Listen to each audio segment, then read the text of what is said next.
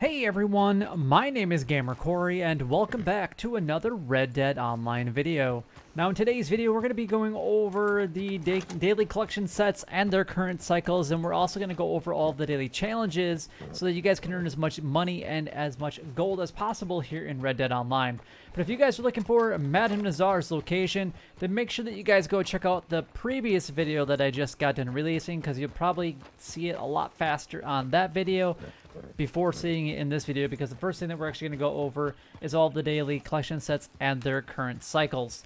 Before we actually get started with the video though, if you guys could go ahead and like, comment, and subscribe down below, it would help me out a lot and is greatly appreciated. A like definitely goes a long way here on the channel. Show your love and support. Take a couple seconds and like and subscribe. Honestly, you're already here anyway, so please go ahead and do that. And if you guys already have liked and have already subscribed to the channel, thank you guys so much from the very bottom of my heart.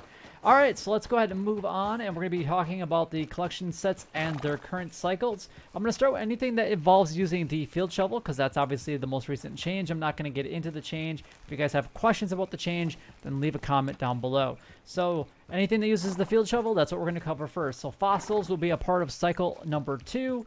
We have the lost jewelry at cycle number 5. We have the arrowheads at cycle number 1. The family heirlooms at cycle number 5. And then the coins at cycle number 4. Now, the next 4 sets that I'm about to go over, you don't even need to be a collector at all in order to collect them. But you do need to be a collector in order to sell them. So I definitely recommend that you guys get that collector bag as soon as you possibly can, because doing the collection sets and doing the stuff through Madame Nazar is still the best way of earning money, even though it was technically nerfed in the most recent update, and that would specifically be the naturalist role. But that's going to include things like this, the wildflowers, which there's actually 3 total sets every single day. That's going to be a part of cycle number 6. You got the tarot cards at cycle number 5, the antique alcohol bottles at cycle number 1, and then last but not least, we got the bird eggs at cycle number 3. So lots of different variety going on for the daily collection sets and their cycles. So hopefully you guys, I wish you guys the best of luck with all the collecting that you guys do today, and I hope that you guys earn a ton of cash.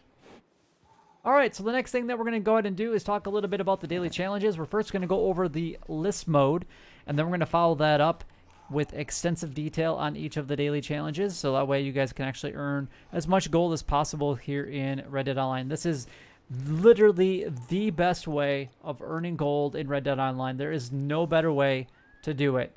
If anybody wants to argue that fact with me, then by all means they can try, but they will not win. This is the best way of earning gold in Red Dead Online. Alright, let's go and get started with the list mode. Daily challenges, here we go. 1 animal tooth sold. We got 3 cups of coffee drank. 1 finish showdown in Takeover Series. 5 milkweed picked. We got 10 player kills in showdown. 2 spoonbills killed. Skinned. We got 1 visited the peak of Mount Hagen. The bounty hunter roll, we got 3 bounty targets brought in. 2 bounty targets hogtied, or targets tagged with tracking arrows, and then 3 more than 1 bounty target brought in at once. The trader roll, we got 20 carcasses donated within a 10-minute period, 20 donations to crypts, and then 2 resupply missions completed. That looks really familiar. The collector roll, we got 3 collectibles looted from non-player enemies. 3 collector maps used. Today, we got 3 family heirlooms found. The moonshiner roll, we got 3 moonshine bootlegger missions completed. 2 moonshine, the preferred type, sold to a buyer. And then 1 moonshine sold with at least 18 bottles intact. And then last but not least, we've got 5 animal samples taken within 10 minutes. Don't kill any animal within 24 game hours. And then 2 sedated animals revived. Alright, you guys have the possibility of actually earning 11 gold bars, 5 gold bars from the daily general challenges, and 6 gold bars from the daily roll challenges. Now, the requirements in order to get up to 11 gold bars are as follows. Make sure that you complete at least 1 daily challenge for 21 days in a row, and then maintain that going forward. Obviously, the more that you do, the more gold that you can make, and the faster that you'll obtain it. And then the next requirement is to make sure that you have all of the current rolls purchased, and be at least a rank 10 in each of those rolls. That'll give you access to 15 daily roll challenges, but you can only complete 9. Literally, you can only do 9, so pick the 9 that are the easiest for you to complete each and every single day of the 15 that are available. All right, so let's go over these in detail. One animal tooth sold, or animal teeth sold. You can either do alligators is a good option if you guys don't have any right now, because there's such an abundant amount of alligators in the bayou, and that kind of goes along with the spoonbill skinned. There's a lot of spoonbills in and around bayou and blue water marsh area, really close to all of the alligators, so those two could technically be done together. Or you guys can go after cougars too. Cougars give you teeth that you can sell as well. If you already have some, then just go to any of the butchers and you should be fine. We have 3 cups of coffee drank. You can either make any at any of the camps, your wilderness camp, or if you have the Moonshiner Shack and you have the bar edition, the expansion for that, there's actually coffee in there. So you just have to drink any 3 cups of coffee from any of those locations. We got Finish the Showdown and Takeover Series. If you guys are into PvP, this is a great opportunity because you earn gold from participating in the Takeover. It's only 0.16 gold bar versus the 0.5 that you could earn up to. But you can get 0.66 for completing 1 daily challenge, so it's really not that bad. And it will take probably about 5 to 10 minutes to actually get that completed, more like 8 to 10 because you have to wait in that lobby for so long. But you have to just finish it. You don't even have to do that good in it. You don't have to get any specific type of kills. You just have to finish it. So even if you're not good at PvP, it's still a great option to at least get some extra gold. We have 5 milkweed picked. Now, the location that I'm going to go over today is actually over by the Emerald Station and Emerald Ranch area. So the Heartland Overflow is specifically where we're going to be hanging out today. There's a lot of different locations right around here, but they're pretty much all around the Heartlands, Heartland Overflow, and then basically down Dewberry Creek, which would be this creek going south, and then right around the Kamasa River between Rhodes and Saint Denis. So the first couple are going to be kind of right here on the A. You have another one that's going to be right here on the H. Go up just a little bit higher. We got another one that's going to be right about here. Over here, you're going to have a couple more. Now, these aren't going to be necessarily exact, but they're going to be pretty close to where you want to go. And there are a lot of locations of milkweed right in this general area. We got there, you got about there, and then you got another one right about there. So, like I said, lots of locations that you guys can actually go to today to get milkweed. Definitely more than 5 opportunities right there. 10-player kills in Showdown.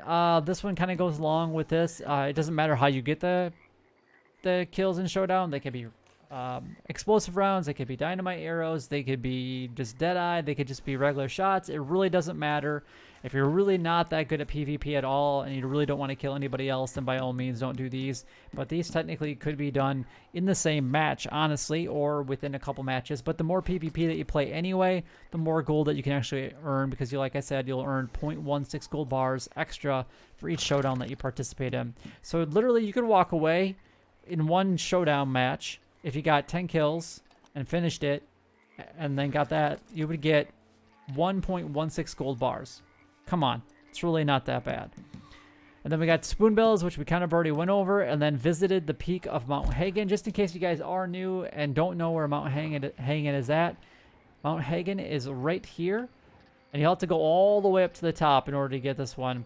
If you come up from this way, you will experience a pack of wolves right here.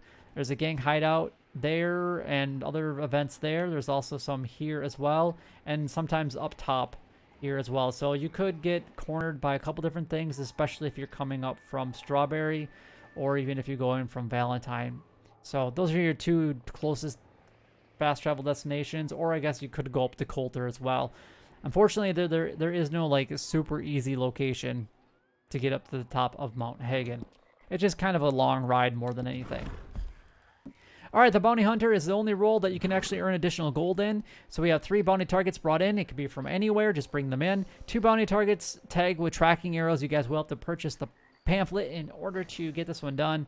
If you guys don't have the money, don't purchase the pamphlet. It's not worth it, in my opinion. I would completely skip this. If you have all the money in the world and have bought everything that you want and desire, then by all means, get the tracking arrow pamphlet. And then we got 3 more than 1 bounty target brought in at once. The best way to do this is actually with a friend who has the exact same daily challenge that you do for the day, just because you guys can help each other out by doing this one. Otherwise, you have to get out your bounty hunting wagon or potentially kill both targets and bring in one of them back you know, on the back of your horse and then drag one back with the lasso. Kind of up to you how you like to do this one, but like I said, it is a lot easier to do this with a friend. These two were the exact same from yesterday, and I think it might have been I'm gonna have to look, but I don't remember if that one was the same or not. But these two the same. Small animal carcasses, 20 donations, literally done at the exact same time. Small animal carcasses are going to include bats, rats, toads, bullfrogs, western chipmunks, squirrels, crows, and any other really small bird. But as soon as you deliver one animal of any kind, then that timer will start. If you guys want to fill up your hunting wagon, you could do that. That is an option. But I think that going after the small animal carcasses are probably the easiest, just because you can usually find a lot of them fairly quickly. Then obviously that will satisfy the 20 donation scripts, so these two will literally be done together. And then we got 2 resupply missions completed. It will take about 45 minutes or so to get both of them completed. So you'll do one, and then you have to do a cooldown of about 20 minutes to half an hour. So what I would do at that time is do some of the other daily challenges, or potentially do like collecting if you guys need the extra cash. The collector role, we got 3 collectibles looted from non-player enemies. The best ways to do this is through the events that are in free roam, so like bootlegger missions, poacher missions, or gang hideouts, and then make sure that you loot everybody. And you can actually start the poacher missions through Harriet and start the bootlegger missions through Maggie, so those can be pretty much done at any point in time. And roughly out of every 2 of 3 that you guys do for those, you will get a collectible from them. The most that I've ever gotten at one time is 5 in one of those events, so it is possible to get them all done in one time, but usually it's roughly out of 2 out of every 3 you'll get one. So every 2 out of 3 you'll get one, so there'll be one that you won't. 3 collector maps used. I always have 1 collector map used. This has literally been the same for me forever. And then family heirlooms for today are going to be a part of cycle number 5.